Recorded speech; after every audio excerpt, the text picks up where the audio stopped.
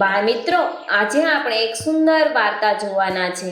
એ વાર્તાનું શીર્ષક છે સાબરના રૂપાળા શિંગડા. તો ચાલો જોઈએ. એક સુંદર જંગલ હતું. તેમાં ઘણા પશુ પક્ષીઓ રહેતા હતા. તેમાં એક સાબર પણ રહેતું હતું, પણ તેને સાબરના ટોળામાં ગમે નહીં. આ સાબર કાયમ તેના સાથીદારોથી અલગ થઈને એકલું ફરતું. એકવાર સાબર નદી કિનારે ઊભેલું ઘાસ ચરતું હતું. ઘાસ ખાઈને સાબર પાણી પીવા નદી કિનારે પાણી નજીક ગયું. નદીનું પાણી એકદમ ચોખ્ખું કાચ જેવું હતું. સાબર પાણી પીવા જતા પાણીમાં જ પોતાનું પ્રતિબિંબ જોયું. પોતાનું પ્રતિબિંબ જોઈને સાબર ખુશ થઈ જાય છે અને સાબર પોતાના સુંદર રૂપને ઘણીવાર જોઈ રહ્યું હતું. પોતાનો ભરાવદાર સુંદર દેહ અને રૂપાળા શિંગડા તેને ખૂબ ગમી ગયા અને બોલ્યું, વાહ, કેવા સુંદર શિંગડા છે મારે માથે જાણે સુંદર મુગટ પહેર્યો હોય તેવા શોભે છે.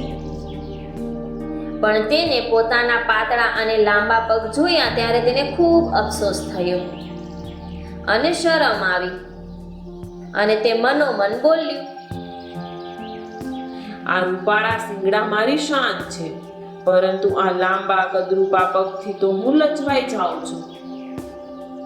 સાબર પાણી પીતું હતું એવામાં ચિત્તાનો અવાજ એના કાને પડ્યો. તેણે ચિત્તાને પોતાની તરફ આવતા જોયા. સાબર તો ત્યાંથી જીવ લઈને દોડ્યું. એટલું ઝડપથી દોડ્યું કે જંગલની ઝાડી સુધી પહોંચી ગયું.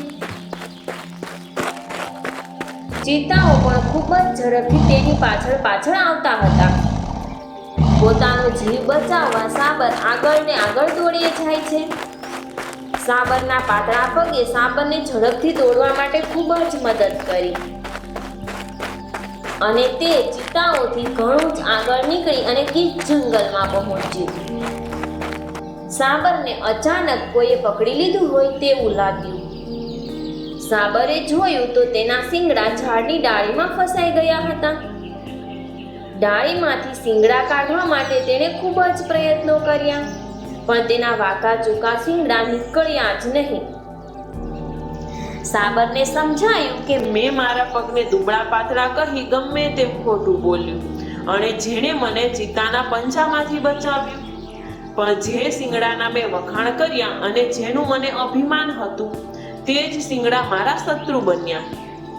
અને સાબર પોતાની જાત પર જ નિરાશ થાય છે. સાબર આમ વિચાર કરતું જ હતું ત્યાં સારા નસીબે તેનું શિંગડું ઝાડની ડાળીમાંથી નીકળી ગયું અને તેણે પાતળા પગની મદદથી ભાગીને પોતાનો જીવ બચાવ્યો.